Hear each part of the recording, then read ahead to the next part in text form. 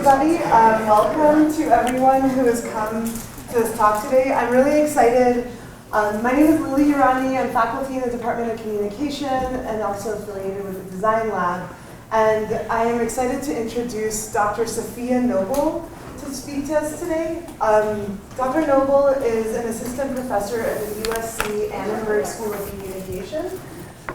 She's the author of an amazing book that's come out recently called Algorithms of Oppression, How Search Engines Reinforce Racism, that you should all go out and purchase from your local bookstore, as well as the co-editor of The Intersectional Internet, Race, Sex, Culture, and Class Online. Dr. Noble is one of the foremost voices right now who is working really hard to travel and to teach us how to think about the emergent forms of inequality that are happening with the datafication of everyday life, especially when this datafication of everyday life is shaped not just by the designs of researchers and data scientists, but companies that have global projects to integrate our daily social life into their platforms. So I'm really excited to learn from her today, and I hope you all are too. Can we please greet her with a round of applause? Thank you. Thank you so much. Hi, everybody. So nice to see you. What a great turnout. You must have to be here for a class or something. It's usually the only way that turns out that way. I'm really, thank you, Professor Rani, for inviting me into the UC San Diego librarians as well, who are also my people and I know are here in the crowd. So this is an interesting marriage between the Design Lab and the library. So there will be a little something for everyone here to get upset about. So that's what I'll kick it off by saying. And it's really been exciting to, the book just came out February 20th on Amazon. It was released. It came out a couple days before that at NYU Press. And I remember I was sharing with a couple of people earlier today that when I said I wanted to write a book called Algorithms of Oppression, the press was like, there's no way. No one even knows what an algorithm is.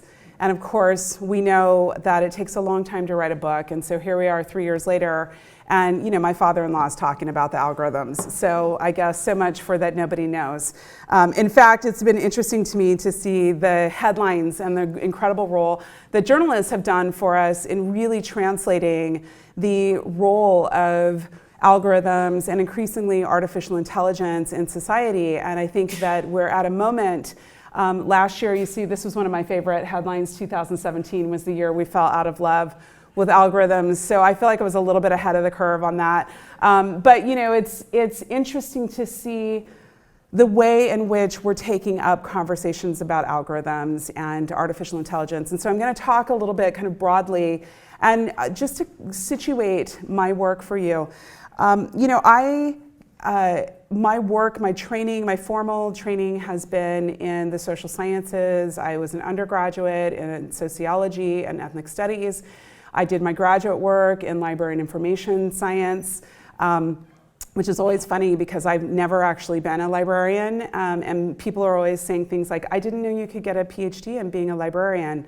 But actually, there are many of us who study in information schools around the country right now who are interested in the intersection of technology and society, kind of broadly speaking. And that might be in kind of formal knowledge spheres that we think of, like the library, but also what we might think of as the commercial spheres, like the internet. And so I'm much more interested in kind of taking up what we are losing by ceding so much of our information needs to commercial information platforms. And that's what I'm going to talk about with you for a few minutes today. I'm also one of the kind of few people at the time that I started writing, again, this book. I was a graduate student writing a dissertation, thinking about it becoming a book one day. And I can remember asking questions about Google. So in case you don't know, this talk is going to mostly be about Google and its failures. Now, I've already lost half the room, just like that. People are like, do not talk about my precious precious Google. So I know because my students really lose it when I start talking about their beloved Google. But stay with me, because as I walk you through some of the failures that I've documented, and these are just a handful, in the book I do a much kind of deeper treatment of some of the failures of Google. Part of what I'm trying to talk about is that commercial platforms are great for some things, but they're actually terrible for a lot of other things. And so we're going to do a little bit of differentiating here as we go forward. All right, so let's kick it off. Some of you might be familiar with this campaign. This was a campaign that was run by the United Nations in a couple of years ago. They partnered with Meemak Ogilvy and Dubai Mather to talk about the way in which search engines really are still reinforcing sexist ideas about women. And so what the campaign did was in various parts of the world, it started searches and it looked to see what Google would auto-complete. And so you can see here that when they started to type "women cannot," Google auto-suggested "drive, be bishops, be trusted, speak in church," "women shouldn't have rights, vote, work, box," "women should stay at home, be slaves, be in the kitchen, not speak in church," "women need to be put in their places, know their place, be controlled, be disciplined." Now, the argument of the United Nations in this campaign was that we still have so far to go in addressing and remedying sexism in the world because these auto-suggestions simply correlate to public opinion about women. And I found this to be the standard way in which most people think about what happens in commercial search engines, which is that what we get back is simply a matter of what the public thinks.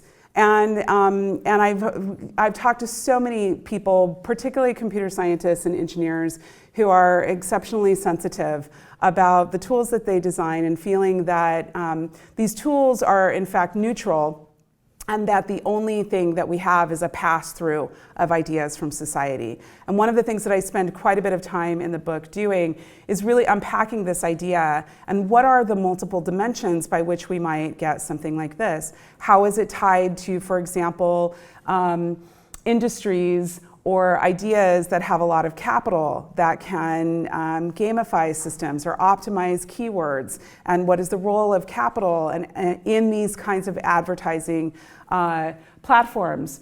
What is the role of people with a high degree of technical skill, for example, in being able to also manipulate the kinds of things that we find? So the goal of this exploration that we're going to go on, and of course, one of the things that I've recently been talking about since the news broke, well, let's just say the more recent news broke. Some of us knew the news about Cambridge Analytica quite a while back before it became mainstream news. I certainly know Professor Irani also knew. We can talk about other platforms like Facebook, for example, or other Google products or services or moneymakers like YouTube, and how the kinds of things that might be gleaned from the datafication and the surveillance of our every move gets used to optimize content in other places. And certainly we've seen that, as I said, in YouTube and even in Twitter. All right, so I'm going to walk through the bad news. This is definitely the kind of talk that I think needs to happen in the afternoon. I'm sorry for those of you who have class after this. The rest of you can meet me in the bar because it's that kind of talk that's going to take you there. But hopefully I'll leave enough time for us to have a little bit of a dialogue, and maybe we can think optimistically in some ways about where we might be able to intervene. Now, here's a very popular story that went viral. This was during the presidential administration of Barack Obama. DeRay McKesson, who's kind of a well-known personality on Twitter, he became particularly well-known after Mike Brown was killed in Ferguson, Missouri, and was tweeting quite a bit out of the set of concerns that Black communities had about police brutality and state violence against African Americans. He became, his voice was amplified significantly after Beyonce followed him. So I just feel like if anybody here knows Beyonce, if you could get her to follow me, it would really amplify the work. So I'm just throwing it out. All right, So DeRay tweets out, if you Google map the N-word house, this is what you'll find, America. And what was happening at that time, and this was a story that kind of went viral online, was that if you typed in the N-word house or the N-word king into Google Maps during the presidency of Barack Obama, Google Maps would take you to the White House. And this was a story that got a lot of traction. And when Google was contacted, they offered what is a very, very kind of standard, typical Google apology. And not just Google, but most kind of, many of the leading tech companies kind of respond with this type of a discourse, which is to say some inappropriate results are surfacing in Google Maps that should not be. We apologize for any offense this may have caused. Our teams are working to fix this issue quickly. Now, this is one of the ways that I think is really interesting to think about the discourses that come out of Silicon Valley when there are these kinds of failures, and there are so many, is to kind of characterize them as issues or glitches in an otherwise perfectly smooth operating system. And so this is one of the things that I was interested in thinking about, which is who loses when the aberration happens? And is it an aberration, or is it kind of a more consistent way of framing up people and women of color in particular? So you know, this kind of apology, non-apology is also part of what we see in big tech companies, which is not we apologize that we truly have created a product that can be manipulated in this way, but we apologize if you're offended, right? And so this kind of interesting apology, non-apology. Here's another a story that went viral on Rosalia on Twitter. You know, brought this to us, and some of us have been tracking this.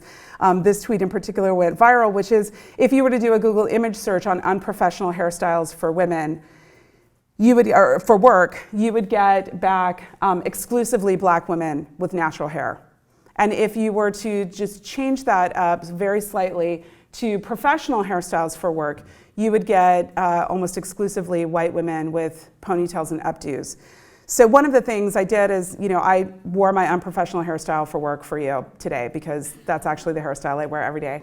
But also, maybe it's a cautionary tale that to be a professional woman at work, you need a ponytail or an updo, or to be white.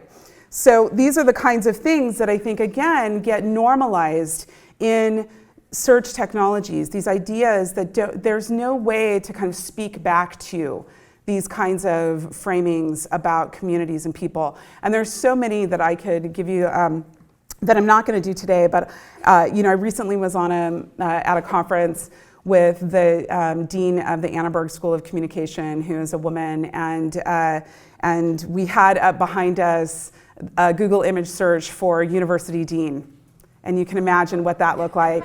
It did not look like her. Then we put up one for university professor.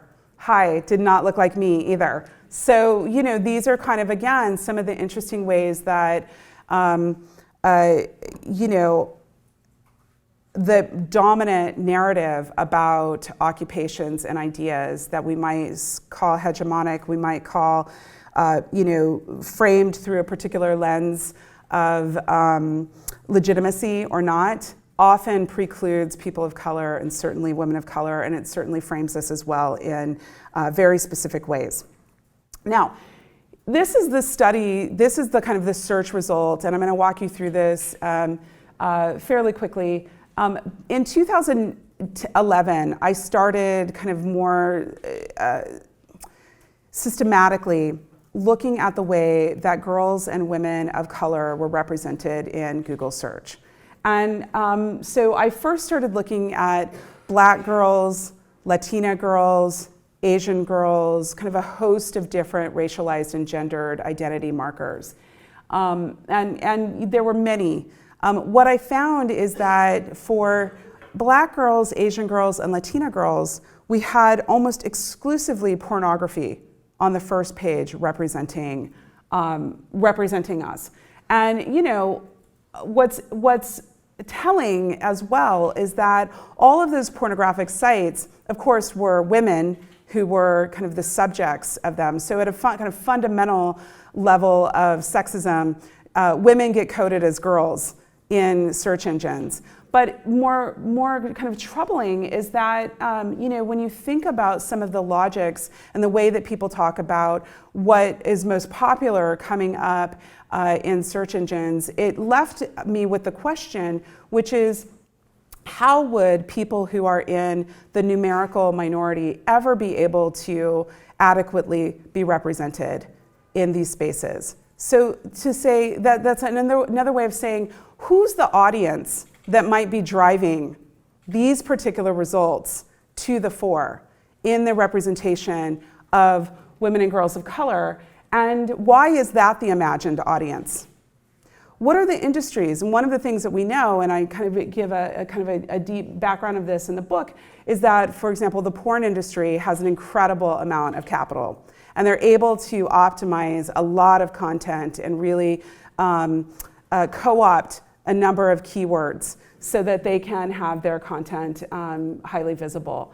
So I first wrote about this for Bitch magazine in 2012. At the time, I wanted to write for Essence magazine, which is a magazine that kind of caters to Black women, and to kind of talk about this as a critical media literacy opportunity for Black women, because our daughters and our community is online, and I felt like it was kind of an intervention, but you have to be famous and somebody. So I still actually can't get into Essence magazine, but one day, maybe if Beyonce follows me, like I said, I'll be able to write for Essence. But at the time, Bitch magazine, which is a pop culture, it's kind of a feminist magazine that critiques pop culture, they had a special call out. And so I wrote to them and I said, you should really let me write this piece, because I was thinking about my students in particular, and all of them wanted me to write about this and really do some work. And it was quite difficult because they were not convinced. In fact, their kind of first response to me was, well, everybody knows, Safiya, that girls are pornified on the internet. And I was like, we don't want to critique it because in the feminist magazine, we don't want to take it up. Okay. And they were like, no, we don't. And I said, well, okay, listen, after like a lot of back and forth, I finally said, listen, why don't you, before we fully close the door, why don't you, because I was never going to let the door close, because this was like my only shot at actually getting something into the popular press. I said, why don't you do a search on women's magazines? And let me know if Bitch magazine shows up in the first 5 pages. Now, of course, we know that the majority of people who use commercial search engines never go past the first page. So what shows up on the first page is incredibly important.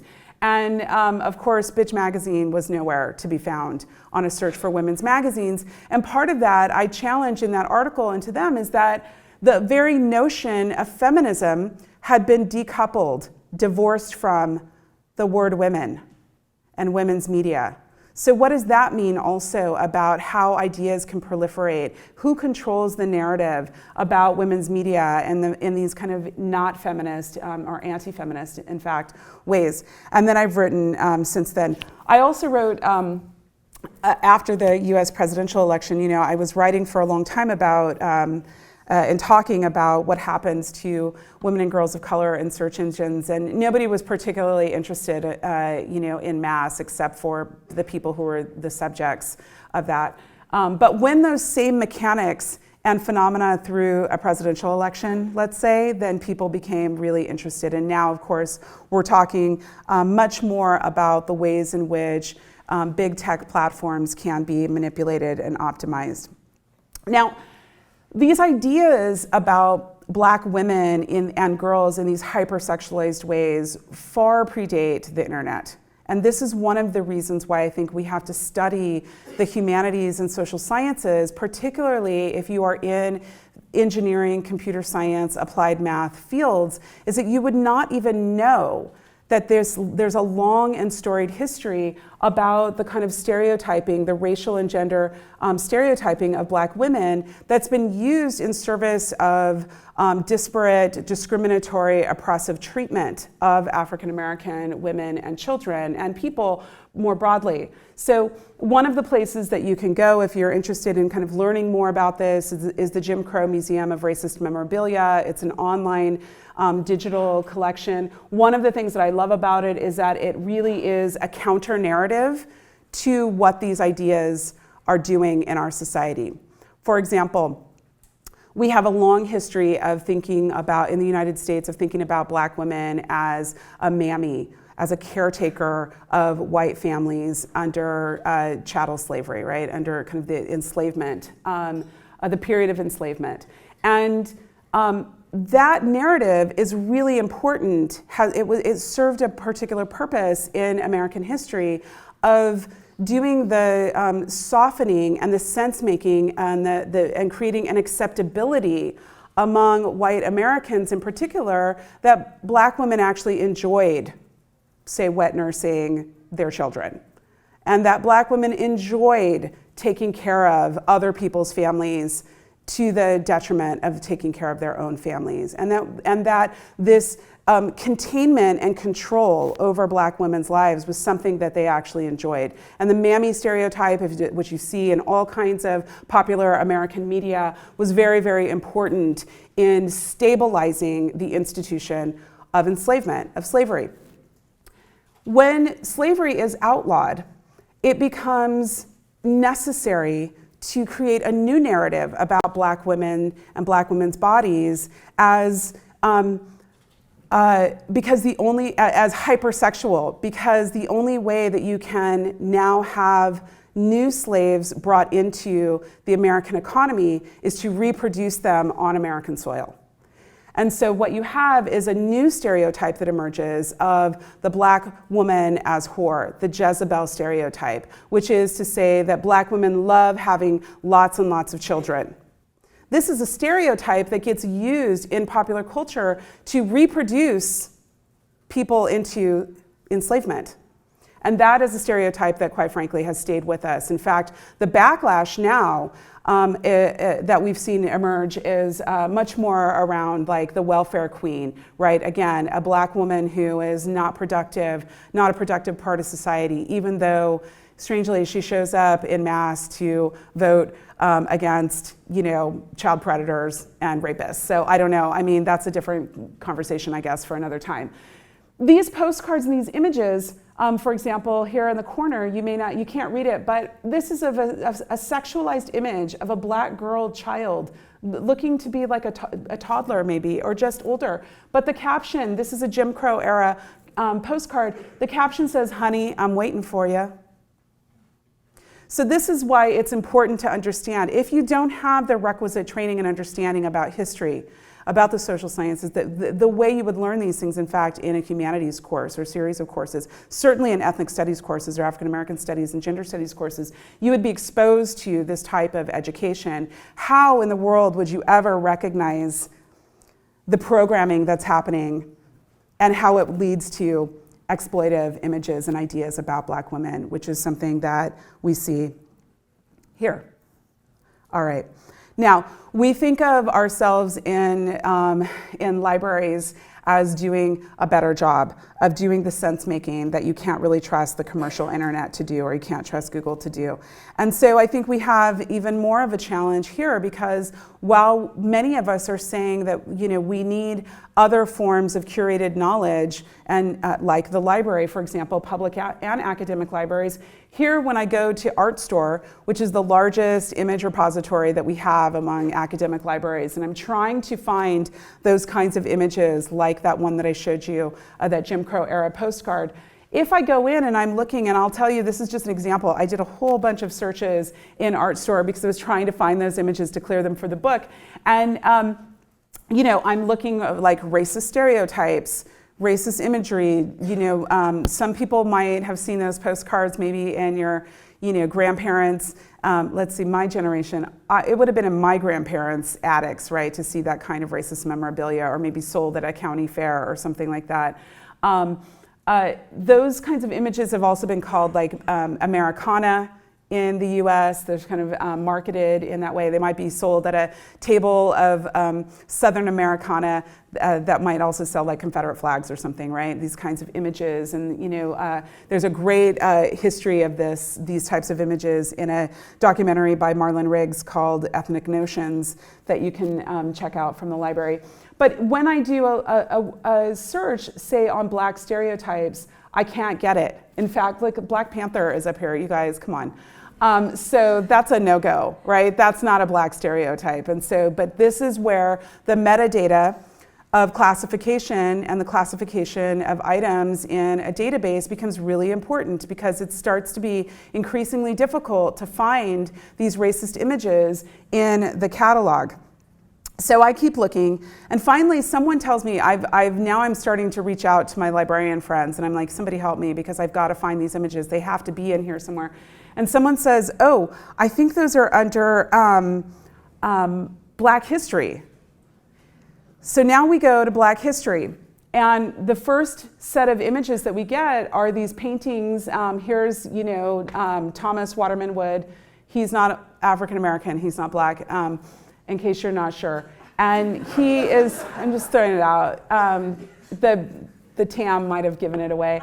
But here are his paintings. This is a German painter, and he's painting kind of flight of African Americans from the South, immediately following the Civil War. But I can't get to these kinds of images. And so finally, when I put the keywords Black history and racism, now I start to get these kinds of racist images. Now this is interesting to me because if I were framing this inquiry maybe from the perspective of, say, African American studies, maybe I would have typed in white history, racism, because these images were actually created in service of white supremacy in the United States, and they circulate in this fashion, and yet they get named as Black history. And I think about things like this all the time. I have a son, he's 6, and I think, I just want him to go to the library and learn all the history he can learn. And what happens when he's trying to learn about Black history and racism, and this is what he gets to stumble upon. No sense making either of what these images are in relationship to, say, what I showed you earlier with the Jim Crow Museum of Racist Memorabilia. This isn't even coded as racist memorabilia.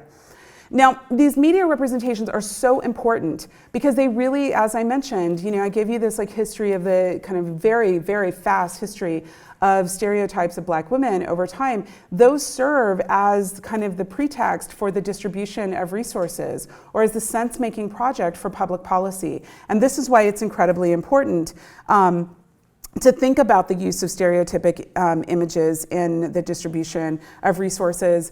Everybody, if you had the chance, take the media studies courses while you're here so you can understand and do, again, some of this sense-making work. All right, now, why study Google? Pew Internet and American Life research around search engine use has shown, for example, that 73% of Americans who use search engines believe that they are accurate and trustworthy.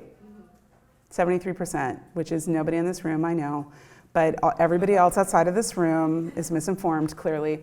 And they trust that what they find in a search engine is real. Now, why is that? Part of that is because if I'm using Google Maps for directions to this hall, did a pretty good job. If I'm looking for an alternative coffee shop to Starbucks, let's say, which maybe a lot of people have been doing for the past week, it might also be helpful. If I'm looking for products and services, then Google search becomes, kind of a valuable tool. And for those of us who were on the internet, which is probably maybe 2 people in this room, before the graphic user interface, and even in the early days of the internet when we had to go through this very complex decision trees, and subject matter experts were no, the really good coffee in LA is in Westwood, and that kind of stuff, and you had to read it. Google has done a lot, commercial search engines have done a lot to kind of save us time from having to do those things. And for what I would say banal information, they do a better job. But when you start asking questions around identity, or you're trying to do sense making of the news, you're trying to understand the world in these more social ways and historical ways, it's a terrible failure. Now, prior to the 2016 presidential election, there was a really important study that came out by Epstein and Robertson. And what they argued in their study was that democracy was at risk because search engine results could be manipulated and shift voters' preferences substantially without them knowing. And what they did in this controlled study is they took tight races, political races, and they gave one group a page where they did a query as a controlled study. They did a query on a candidate's name, and all negative stories showed up on the front page, on the first page of search. And people said, I will vote against that candidate. I will not support that candidate based on what I find. And when they showed them positive results of the candidate, people said, I'm for that person. So what they kind of concluded is that democracy was at risk because search engine results are so easily manipulated, particularly by, say, political action committees, those who have a lot of capital. This is consistent with another great book by Matthew Hinman called The Myth of Digital Democracy, where he shows, for example, the role of capital in influencing political outcomes online. And what Epstein and Robertson argued was that search engines should be regulated because the public relates to them and engages with them as if they are credible, curatorial, trusted, vetted information portals. They just think of them as kind of trusted information portals. And this is quite interesting because here we go now to the days just immediately following the 2016 presidential election in the United States, where when you did a search on final election results, it takes you to a disinformation site that reports that Donald Trump, as you can see here in the final hashtag election 2016 numbers, that Donald Trump has won the popular vote. Now that's just not an alternative fact, that is a lie. That is not true. We know that he won the Electoral College, he did not win the popular vote, all right? And this is interesting to me because we ask ourselves the questions like, why is the nation so divided on a host of issues, particularly around politics? And we have the main source and site where people are going to do the sense making for facts, going to a disinformation site first. All right, and this is one of the reasons why I'm particularly interested in what's at stake when we use commercial advertising platforms as if they are a public interest tool of democracy. Here's another important point to note, which is white power advocates. Some people might call them white nationalists. We could say white power broadly, globally.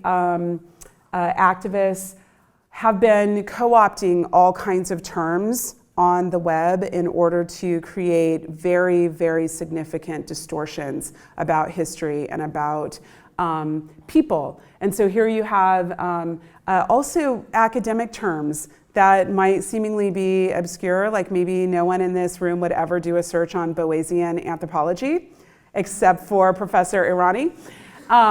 And yet you have here that the co-optation of the keywords Boasian anthropology leads you to Holocaust denial sites, anti-Semitic websites, and hate sites against Jewish people. Now, when Google is interviewed about this in Gizmodo, Sergey Brin says, he's asked about well, what are you going to do to prevent these kinds of manipulated results? Are you going to adjust the algorithm to keep this kind of white power, white supremacist content from coming to the top? He says that would be bad technology practice. And then he goes on to say, an important part of our values as a company is that we don't edit the search results. What our algorithms produce, whether we like it or not, are the search results. I think people want to know we have unbiased search results. Okay. Do we? Except for when we're in Germany and France, where it's against the law to traffic in anti-Semitic content or in hate speech. And you have a regulatory, again, a public policy framework where there's a heightened degree of sensitivity. For example, in Germany, there are still people alive who understand the relationship between propaganda and disinformation and hate speech against anyone who wasn't Aryan in Germany, and its relationship, like that kind of hate speech and propaganda in relationship to the Holocaust. People understand the precursors, the normalization, the ways in which everyday people participated in the rise of Nazi Germany and also supported the Nazi regime against anybody who wasn't Aryan. And so this, again, we have much tighter kind of regulatory frameworks in Germany and France, not just around Google, but around a host of platforms that cannot traffic in this kind of content. And I think this begs the question about what is our relationship to truth or not, and certainly in terms of propaganda. Now, let's bring it closer to home and think about what a more recent and extreme case, and this is not the only, but I will just say that we can point to this case study, and I wrote a whole chapter about this in the book, which is the case of Dylan Stormroof.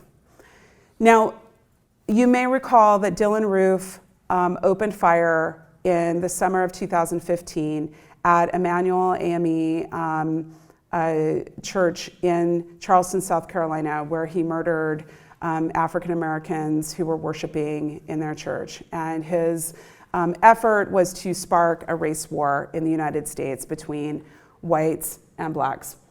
Immediately following the murders, everyone was trying to everyone who was kind of interested in this was trying to figure out who is Dylan Roof and what is this about. And within about 24 hours, someone on Twitter found Roof's manifesto, his online manifesto at the last Rhodesian.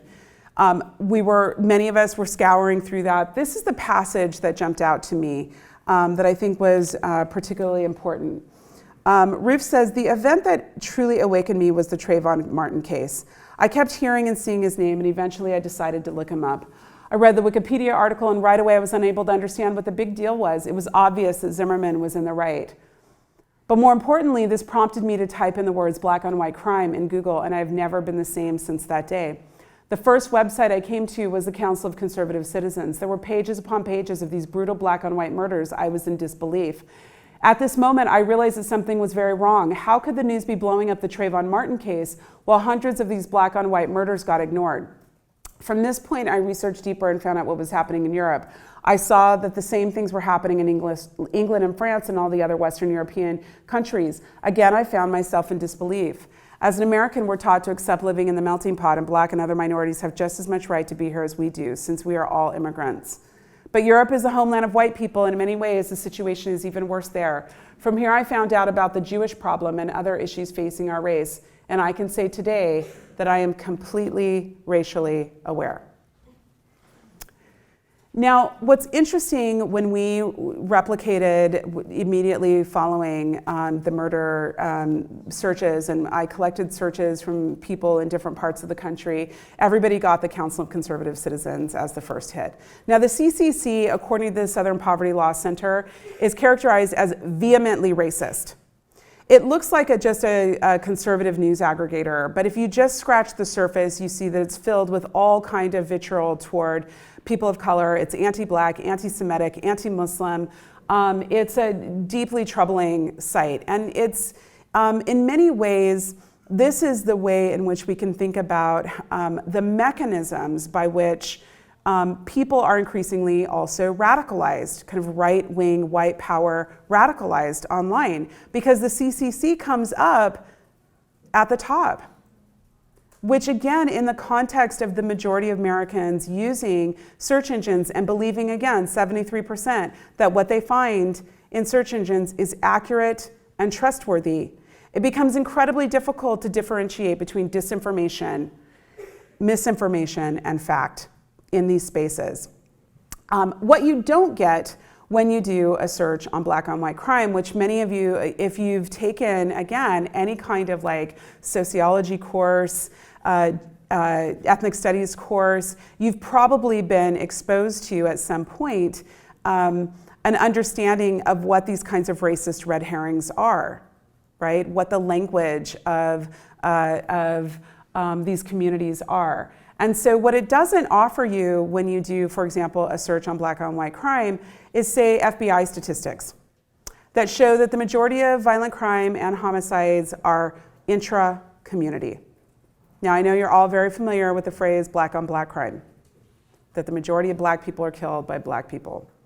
You might be less familiar with the phrase white on white crime, but that's actually how the majority of white people who die of violent crimes die, at the hands of other white people. There's very little interracial homicide in the United States, but that is not available when you do a search on black on white crime. You also don't get led to any like scholarly work or any kind of fact-based histories that might help explicate this particular phenomenon. And again, I think that this is really important when we talk about what's at stake in these kinds of platforms and what can so easily be manipulated.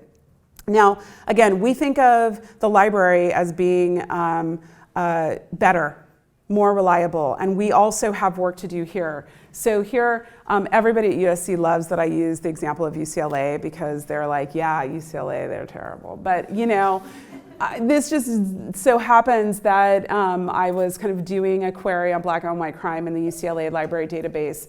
And weirdly, you get on the waterfront, which is like the first, like, I don't understand that. It's weird. So something's going on with the metadata there that we could ask a couple questions about. But the first academic-ish, not really, book that you get to is a book by Stephen and Abigail Thernstrom. Now, the Thernstrom have written this book called America in Black and White, One Nation, Indivisible. And they are Harvard professors who also work for a right-wing think tank called the Manhattan Institute.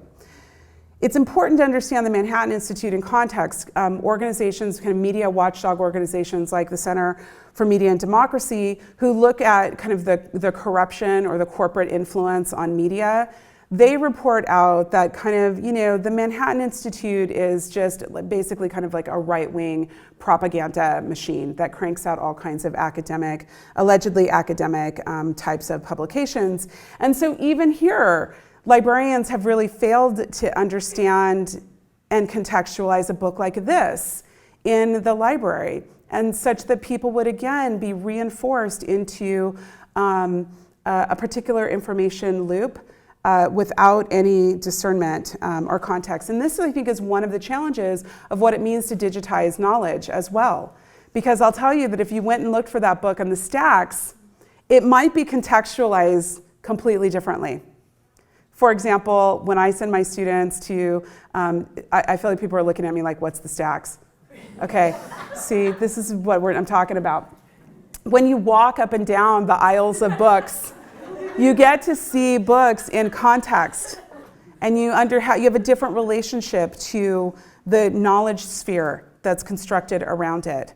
And that might tell you something. For example, if this book were to show up or be cataloged on a shelf of, you know, in a context of like racist propaganda, right? Maybe we would understand it differently than looking at it as an item in a database, again, disconnected from context. We can't do sense making of it in this format. I wrote a piece recently for Time Magazine about really how slow tech companies have been to responding to the ways in which they are increasingly being used to propagate hate. And there's very important research that's happening right now all over the country, whether it's kind of thinking about how disinformation flourishes in these platforms, or the people who do the hidden labor, the content moderators, the commercial content moderators, for example, who have to do sense making of this type of content in 15 seconds or less, and have to, which is, again, incredibly difficult. How in the world could one do that type of work? All right. Now, I set an alarm so that I would be right, you guys, because I know people are going to just start walking out at some point. The next kind of place that my work is going is really thinking about things like, search is a particular type of artificial intelligence for sure.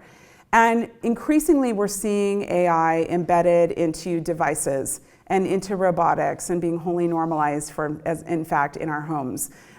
It's also interesting to me that they are increasingly gendered, whether it's Alexa or Siri, and I think there are people doing great work. I think of Miriam Sweeney at the University of Alabama, who does has great work about what does it mean to feminize AI into helping and service-oriented kinds of, all the women up here are like, that's right. So that's happening. And we'll see, I think, more of this, and there are questions we can ask. I was recently at Stanford meeting with a bunch of women roboticists who were amazing, and one of the things they were sharing out was the way in which they're seeing children increasingly issue commands at women's voices. Siri, find me blah, blah, blah, whatever kids are doing, right? Alexa, do this, do that, and these kinds of command-oriented socialization for very young children around feminized AI. And so I think that's something that we want to keep our eye on for sure. Now, ultimately, in the intersectional internet, one of the things that we kind of talk about is the ways in which the internet is kind of structured along lines of representation. And I've talked a lot about that, mostly about that, but it's also material in the robots that are with us and are increasingly coming, the way that those will be anthropomorphized for sure. But what does it mean around the digital infrastructure, the material infrastructure of the Internet of Things? And one of the things we know, for example, is that all of these companies, they cannot thrive without raw minerals that are extracted mostly in the global south under incredibly harsh labor conditions that are, in fact, just overlay on formal colonial exploitive patterns of resource and labor extraction. We also see new, when we're done with this and we're on iPhone 17 next year, that this kind of planned obsolescence and the moving of these devices into, say, huge toxic e-waste cities that are emerging around the world, again, out of the sight of people in California and other kind of places in the global north. We have to ask ourselves about kind of issues of environmental catastrophe, refugee crises, poisoning of water and lands that people in the global south are having to contend with in our rush to digitize everything and datafy everything. And I think there will come a point at which we can no longer remain impartial or refuse to contend with the social and political and economic dimensions of the materiality of our devices, quite frankly, and whether this is the right thing that we should be fully invested in or not. All right, so what can we do? Well, one of the things I think we should be thinking about are building repositories and platforms that belong to the public. It's really legitimate for us to think about public interest technologies if we're going to go in that direction. And maybe we might think about what does it mean to cede so much of our information needs to commercial platforms? Why does the majority of America get its news from Facebook, right? At the same time that we're talking about regulation in Washington, D.C. right now, we are also fully divesting from public media, public education, K through 12, public education at the higher ed level. And so there is a relationship and a tension between those divestments and so-called regulation.